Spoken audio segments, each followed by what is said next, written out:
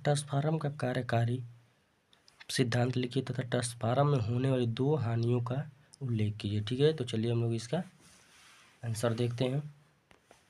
चूँकि हमारा यहाँ पर ट्रांसफार्मर का देखिए सिद्धांत, ट्रांसफार्मर अन्योन्य प्रेरण के सिद्धांत पर हमारा आधारित होता है।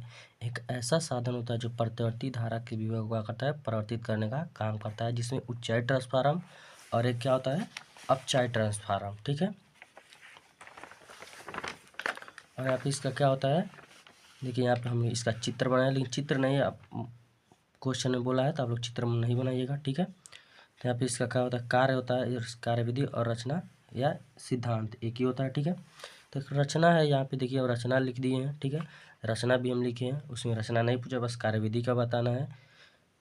तो प्राथमिक कुंडली में एसी मेंस को जोड़ दिया जाता है। जब प्राथमिक कुंडली में प्रतिवर्ती धारा, देखिए प्राथमिक कुंडली में एसी मेंस को जोड़ दिया जाता है तो कुंडली में प्रतिवर्ती धारा प्रवाहित होती है। तो द्वितीय कुंडली से बद्ध चुंबकीय फ्लक्स के मान में क्या होता है, परिवर्तन होने लगता है। जब एसी मेंस उसमें जोड़ दिया, धारा प्रवाहित होता है तो क्या उत्पन्न होता है, चुंबकीय फ्लक्स के मान में परिवर्तन हो जाता है। ठीक है,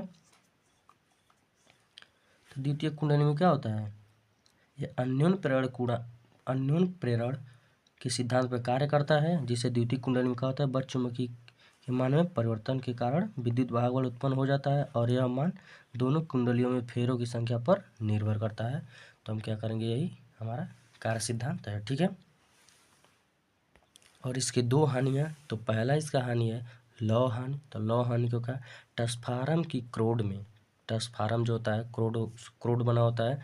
ठीक है, देखिए यहाँ पे जो ट्रांसफार्मर हमारा रचना देखिए, इसमें क्या है, पटलित क्रोड होता है, पतली पतली क्रोड बना होता है। ठीक है, ये हमारा क्या है, ट्रांसफार्मर की संरचना है, और ट्रांसफार्मर की संरचना आ जाए तो आप लोग ये बना लीजिएगा। ठीक है, ये ट्रांसफार्मर यहाँ प्राथमिक और द्वितीयक। ठीक है, तो यहाँ पे ट्रांसफार्मर के भंवर धारा के कारण उष्मा के रूप में ऊर्जा की हानि होता है, जिसे लौ हानि कहते हैं। ठीक है, लौ हानि का। और यहाँ पे दूसरा हानि है शैथिल्य हानि। शैथिल्य हानि ट्रांसफार्मर की क्रोड में चुंबकन तथा विचुंबकन की क्रिया में ऊर्जा की हानि होती है। चुंबकन की क्रिया और विचुंबकन की क्रिया में क्या होती है, हानि होती है, जिसे हम शैथिल्य हानि कहते हैं। चलिए, ये हमारा कंप्लीट